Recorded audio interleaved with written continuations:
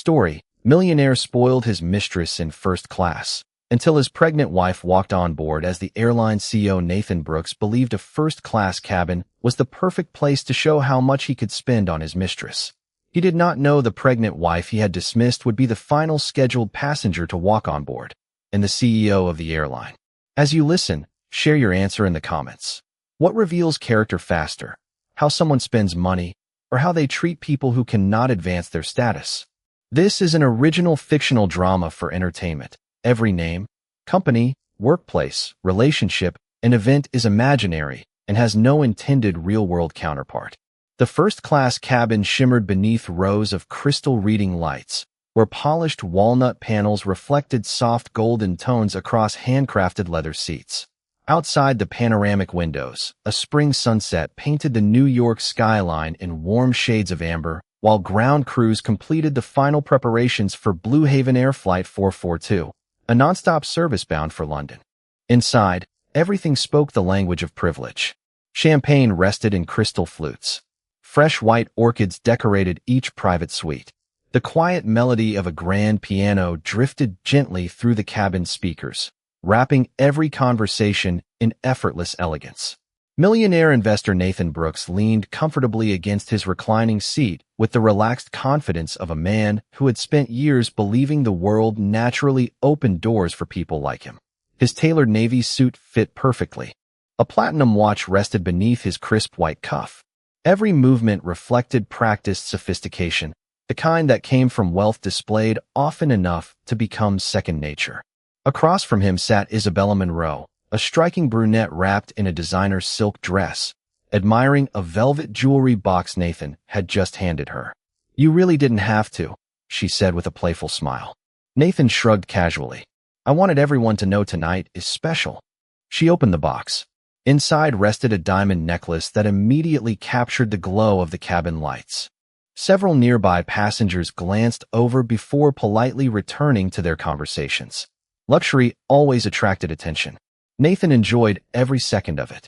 A flight attendant arrived carrying another bottle of vintage champagne. "Compliments of Mr. Brooks," she said warmly. Nathan smiled. "Only the best." Isabella laughed softly before slipping her hand around his arm. "You certainly know how to make a woman feel important." Nathan looked around the first-class cabin with quiet satisfaction. He noticed the expensive watches, the tailored suits, the influential faces. Yet in his mind, he still believed he belonged above all of them. Outside, baggage containers disappeared beneath the aircraft. Jet bridges remained connected. The cabin door remained open while the final scheduled boarding window continued. The departure time was still several minutes away. A few passengers checked their watches. One businessman frowned while reviewing his itinerary. A young couple whispered to each other while the last boarding call continued. Nathan pressed the call button. A senior flight attendant approached almost immediately. "Excuse me." "Yes, Mr. Brooks? Are we still boarding?"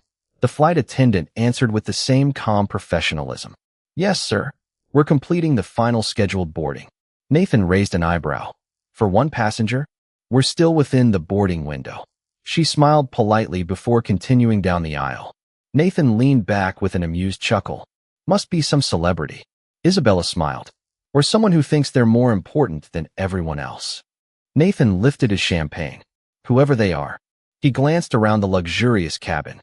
"They've clearly never met people who actually matter." The words floated lightly through the surrounding silence. No one responded. Near the aircraft entrance, something subtle began to change. The chief purser quietly adjusted her uniform. Two senior flight attendants exchanged brief glances before standing straighter. The captain remained at the flight deck while the chief purser finished her boarding checks. No announcement followed yet. Only anticipation. The conversations inside first class gradually faded. Passengers instinctively looked toward the open aircraft door. Beyond the jet bridge, soft footsteps echoed against the polished floor. Slow, graceful, unhurried. The silhouette appeared first. A tall blonde woman wearing an elegant ivory maternity dress beneath a tailored cream coat calmly stepped into view. One hand rested gently over her 26-week pregnancy. Her pregnancy was uncomplicated, and her doctor had no objection to the overnight flight. The other carried only a slim leather portfolio. She wore no extravagant jewelry. No bodyguards followed behind her. No cameras surrounded her arrival. Yet something about the way every crew member immediately straightened their posture transformed the atmosphere inside the aircraft. Nathan looked toward the entrance with casual curiosity. Then his expression froze. The woman walking aboard was Audrey Kensington, his pregnant wife. The woman he believed was living quietly away from the world he had chosen to leave behind. She never looked in his direction. She simply continued walking forward with serene confidence, while the entire cabin unknowingly waited for the moment that would change everything. Audrey Kensington entered without hurrying, and the cabin gradually noticed.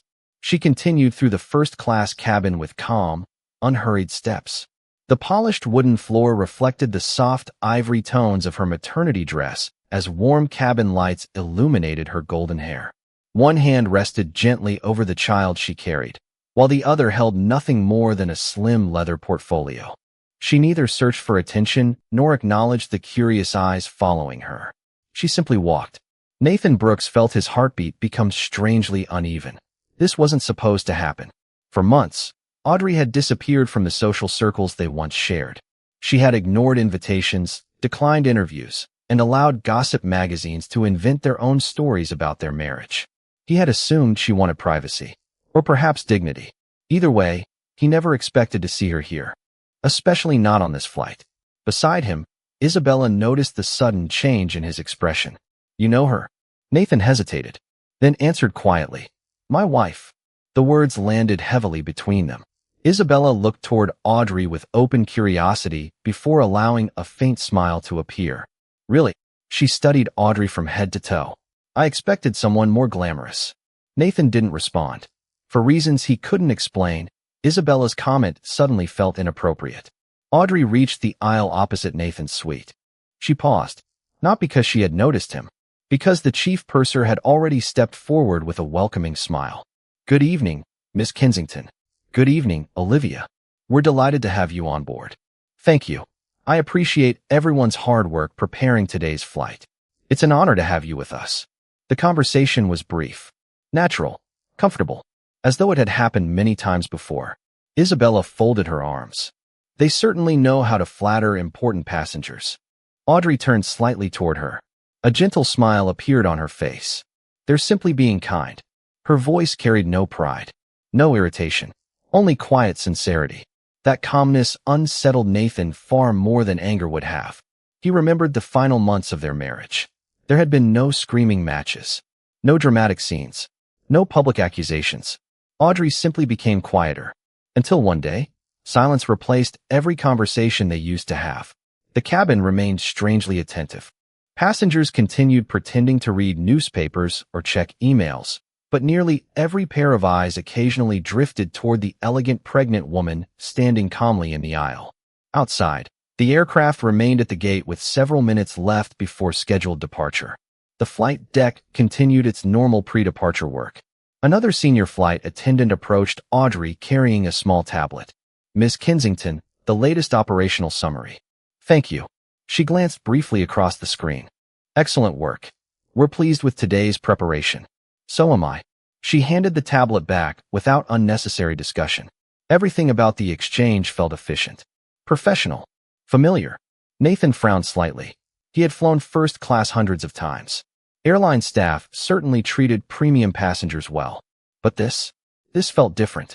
There was genuine respect in their voices, not rehearsed courtesy. The difference was subtle, yet impossible to ignore. Isabella leaned closer. "So what exactly does your wife do?" Nathan looked at Audrey again. For a moment, he realized something uncomfortable. He wasn't entirely sure. Whenever he had asked about her work, Audrey always smiled and answered the same way. "I help manage the family business." He never asked another question. He simply assumed it was a small investment company inherited from her parents.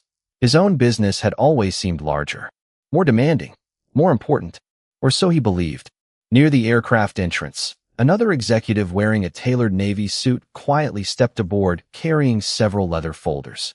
Instead of approaching the captain, instead of greeting the senior crew, he walked directly toward Audrey. He stopped respectfully. "Good evening, Miss Kensington." "Good evening, Daniel. The executive reports are ready whenever you're comfortable reviewing them." "Perfect." We're prepared to begin once boarding is complete. Audrey nodded graciously. Thank you. Nathan stared in complete silence. Executive reports? Prepared for Audrey? The questions multiplying inside his mind were becoming impossible to ignore. And somewhere deep beneath his growing confusion, a quiet feeling he hadn't experienced in years slowly began to emerge. Not fear, not jealousy, regret. What unsettled Nathan was not ceremony, but familiarity. The first-class cabin remained unusually quiet. Even passengers absorbed in business reports or luxury magazines had begun to notice how naturally the crew interacted with Audrey. It was not exaggerated hospitality. It was the ease of people who already knew and trusted one another. From the cockpit doorway, Captain Daniel Foster offered Audrey a brief greeting while the pre-departure checks continued. Good evening, Miss Kensington. Good evening, Captain. Welcome aboard Flight 442. Audrey smiled. Thank you. Please run the flight exactly as you normally would. I'm here to observe, not interfere. Nathan slowly lowered the champagne glass in his hand. The captain's respect was clear, but so was the boundary. Audrey led the company. The captain led the aircraft. Another man entered the aircraft carrying several executive folders. His tailored charcoal suit bore Blue Haven Air's executive insignia. He walked directly toward Audrey without hesitation. Good evening, Miss Kensington. Good evening, Richard. The executive briefing is prepared. Excellent. The board members are already connected to headquarters. I'll review everything once we're airborne. Very good. The exchange lasted only moments. Professional. Routine. As though this happened every week. Nathan looked toward Isabella. She whispered almost nervously. Who exactly is she? He opened his mouth. Nothing came out. Because he no longer knew the answer himself. Years of marriage suddenly felt strangely incomplete. He remembered countless evenings when Audrey returned home carrying folders almost identical to the ones now resting in the executive's hands. Whenever he casually asked about work, she always smiled. Just another meeting. He never asked another question. His own business always seemed more urgent, more important. Now every forgotten conversation returned like pieces of a puzzle scattered across his memory. As the final boarding checks ended, the chief purser confirmed the gate message and lifted the public address handset while the rest of the crew continued preparing the cabin. Ladies and gentlemen, our final scheduled boarding is complete.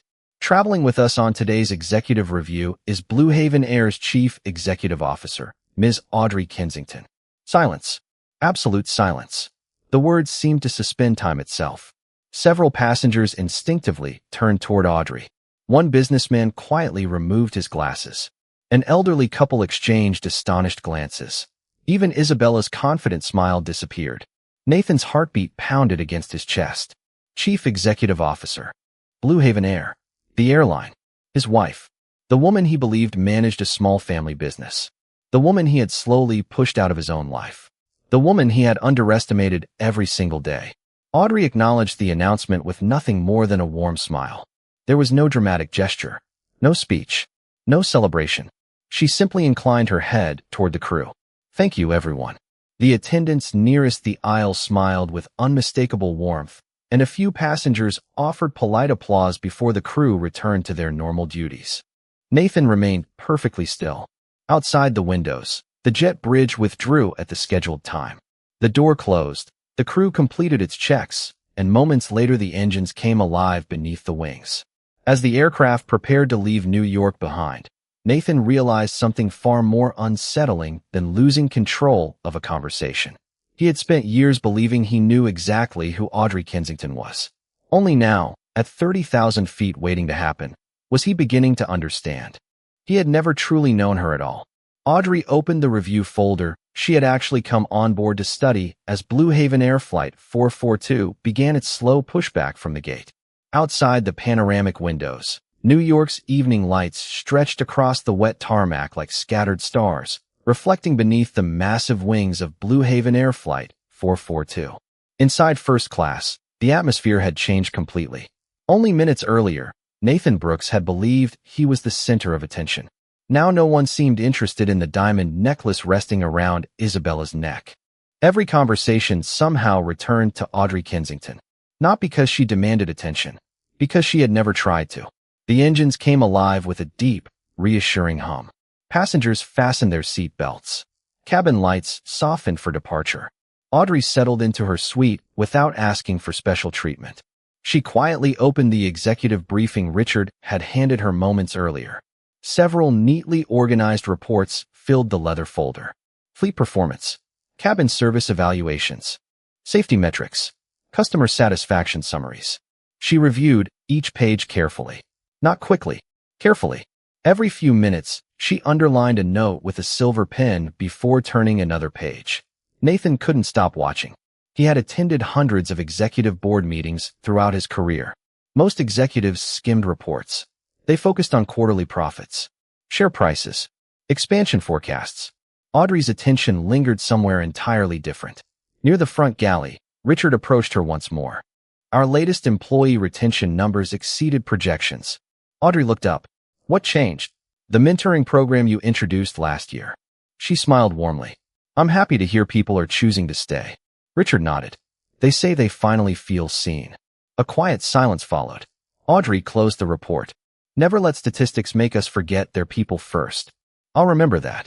Nathan felt something unexpectedly uncomfortable. Admiration. Not from himself. From everyone around her. It wasn't forced. It wasn't connected to her title. It came naturally. The aircraft lifted gracefully into the evening sky. New York slowly disappeared beneath a blanket of shimmering lights before clouds swallowed the city entirely. A soft chime echoed through the cabin. The seatbelt sign remained illuminated as Flight 442 climbed steadily toward cruising altitude. The chief purser approached Audrey. Ms. Kensington. Yes, Olivia. The cabin team would appreciate your feedback after tonight's service. I'll be happy to. They've worked incredibly hard. I already know they have. Olivia smiled. They'll be honored to hear that.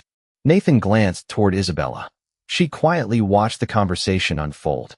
I've never seen airline staff act like this around anyone, she whispered. Nathan answered honestly. Neither have I. Across the aisle, an elderly businessman folded his newspaper before speaking softly to his wife. The best leaders never need to remind people they're in charge. His wife nodded. People show respect because they want to. Nathan heard every word. Each sentence landed heavier than the last. He remembered evenings when Audrey returned home exhausted after long business trips. He rarely asked how her day had gone. Usually he was already discussing investment meetings or upcoming acquisitions. Sometimes she listened for an hour. He almost never returned the courtesy. The realization settled quietly inside him. Perhaps Audrey had never hidden her world. Perhaps he had simply never looked. Another executive approached her seat. Ms. Kensington, headquarters confirmed tomorrow's leadership conference. Excellent. I've asked human resources to include additional training for new supervisors. Richard smiled. Still investing in leadership? Audrey nodded. The best airplanes in the world mean nothing without people who care. The sentence drifted gently across the first-class cabin. Simple. Uncomplicated. Yet every nearby crew member seemed to stand a little taller after hearing it. Nathan slowly lowered his eyes. For years he had believed successful companies were built by brilliant strategies and aggressive negotiations. Audrey appeared to believe something entirely different. That extraordinary companies were built one person at a time. As the aircraft finally leveled above the clouds, golden sunlight faded into deep twilight beyond the windows. Inside the quiet cabin, Audrey continued reviewing reports while occasionally resting a protective hand over the child she carried. No one applauded. No cameras recorded the moment. Yet somewhere between New York and the Atlantic Ocean, Nathan Brooks began to understand a truth that no amount of wealth had ever taught him. Power may command attention, but genuine leadership earns something infinitely more valuable. Trust. 2 hours after departure, Audrey saw the kind of problem that never appears in a glossy airline advertisement. It began with a missing meal. A 72-year-old passenger named Samuel Green had ordered a low-sodium dinner because of a medical restriction. The catering label was correct, but the sealed tray inside had been loaded with the standard entree. The crew discovered the error before serving it.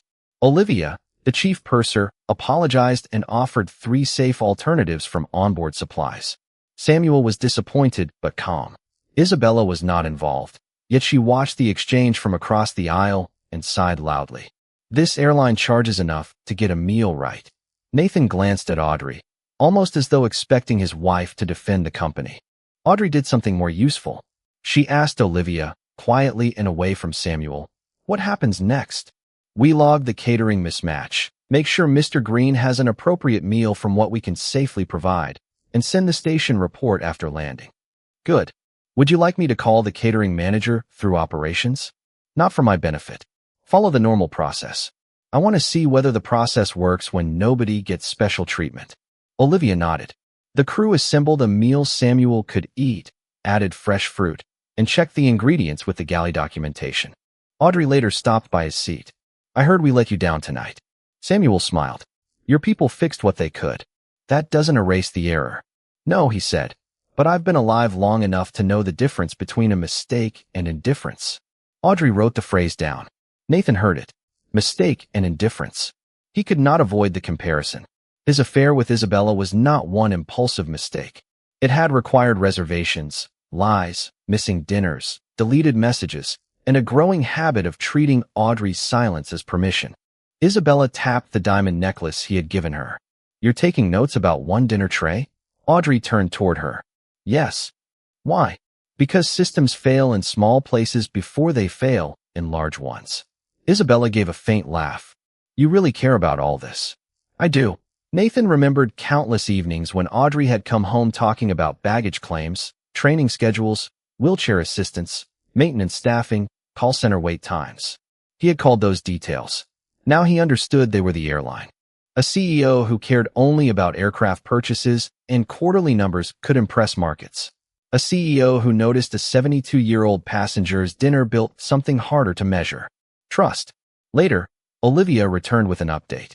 The catering station had found the source of the labeling error and quarantined the affected batch before it reached another flight. Audrey smiled. "Thank you." Olivia hesitated.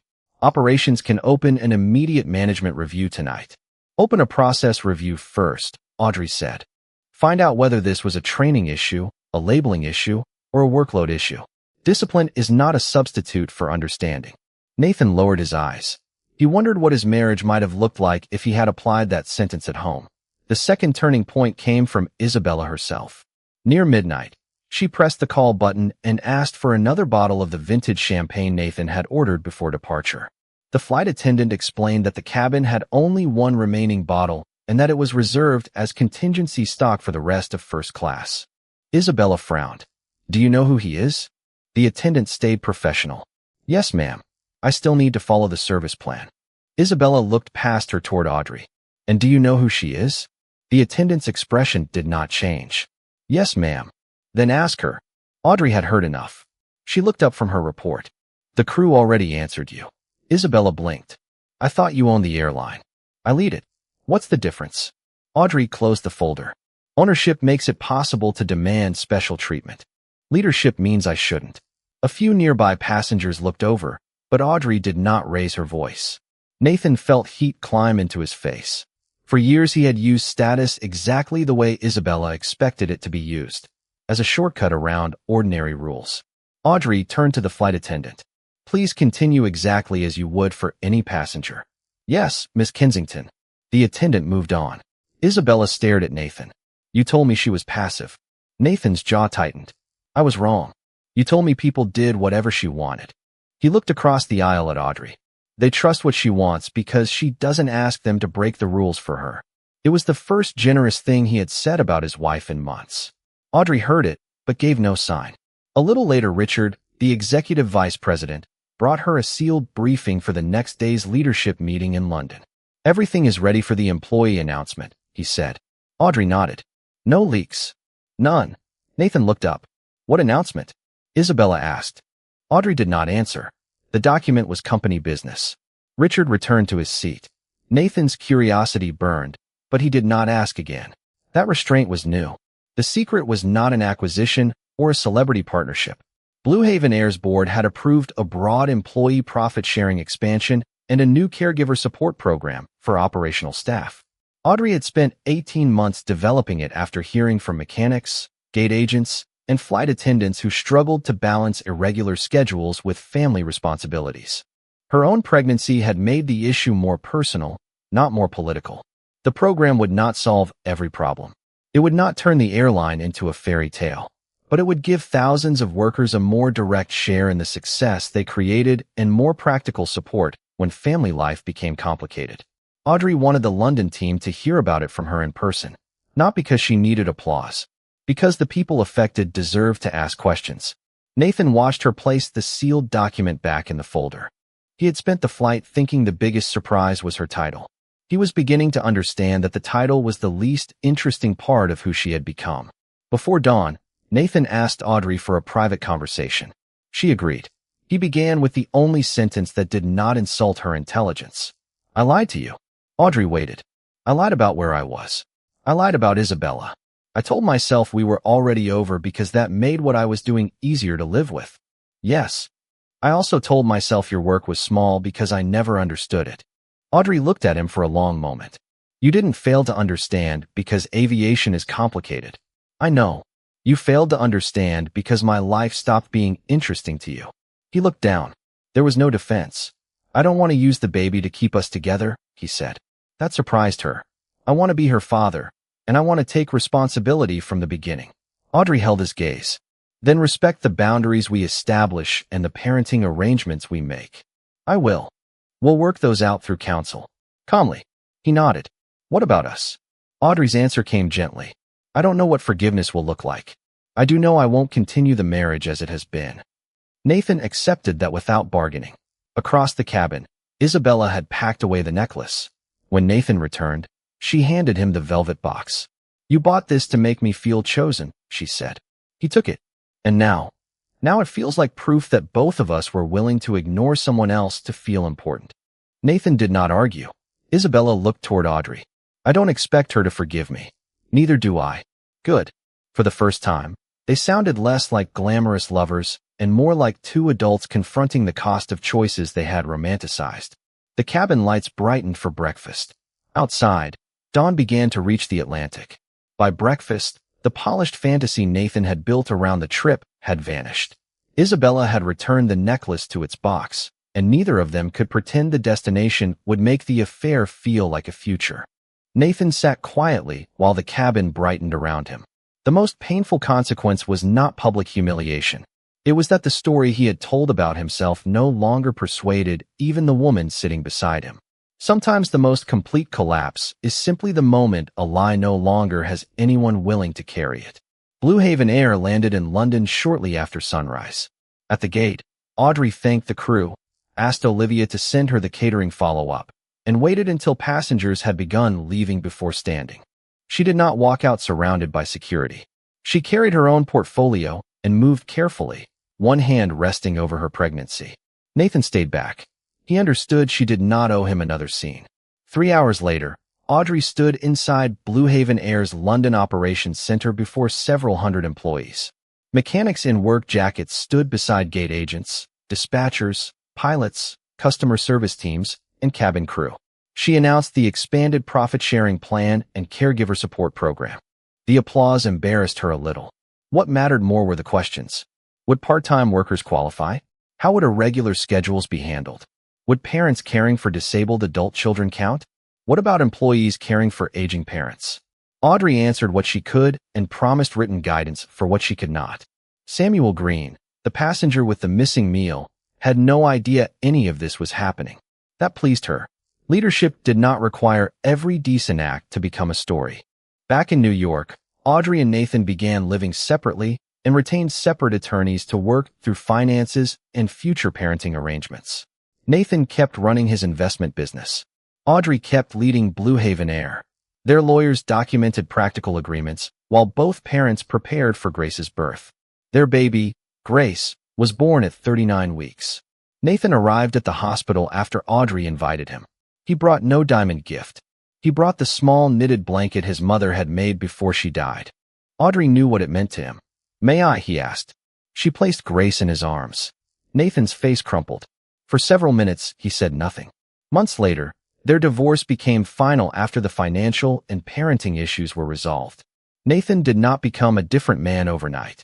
He became a more dependable one by repetition. He arrived when he said he would. He learned which bottle Grace preferred, kept a second set of diapers at his apartment, and stopped treating punctuality as something assistants could manage for him. Isabella sent Audrey a short letter through counsel. It contained no excuses, only an apology and a promise not to turn the marriage into public gossip. Audrey left it unanswered. At Millionaire, the changes that began with the flight continued in quieter ways. The catering team added a second verification step for medically restricted meals. The caregiver support program expanded to 3 major hubs. Supervisors received guidance on flexible scheduling, and the profit-sharing plan gave frontline employees a clearer stake in the company's performance. Audrey resisted every attempt to brand the changes around her name. "Put the program name on the wall," she told communications. "Not mine." 18 months after Flight 442, Audrey stood at a New York gate with Grace holding one finger and a small stuffed airplane in the other hand. They were taking a short domestic trip to visit Audrey's father. Audrey wore jeans, a soft blue sweater, and no executive pin. There was no announcement when she boarded. The gate agent recognized her and simply said, "Good morning, Ms. Kensington." "Good morning, Grace." "Morning," Audrey replied. That was exactly how she wanted it. Nathan had driven them to the airport. Before security, he had knelt to straighten Grace's tiny jacket, then handed Audrey the diaper bag. "Her snack is in the side pocket," he said, and she skipped half her nap. Audrey smiled. "So we're gambling." "Apparently." He looked at Grace. "Have fun with Grandpa." Then he looked at Audrey. "Text when you land?" "I will." No bitterness sat inside the exchange anymore. No romance did either. What remained was trust in a smaller, sturdier form. The confidence that the other parent would do what they had promised. On board, Grace pressed both hands against the window and laughed when a baggage cart rolled past. Audrey watched her daughter instead of the ramp. Once, boarding an aircraft had exposed everything wrong with her marriage. This time, boarding was simply part of an ordinary day. That difference felt like freedom. Millionaire had grown stronger because its employees were allowed to report mistakes without fear, and because leaders were expected to fix systems before searching for someone to blame. Nathan had grown steadier because fatherhood gave him no audience to impress, only a child who noticed whether he arrived. And Audrey had learned that power was most useful when it protected fairness, not pride. As the aircraft taxied, Grace dropped the stuffed plane, and Audrey picked it up from beneath the seat. Again, Grace demanded. Audrey laughed and handed it back. The best seat on the airplane no longer interested her very much. The small hand gripping hers did. And that quiet, ordinary journey became the future Audrey was proudest to build.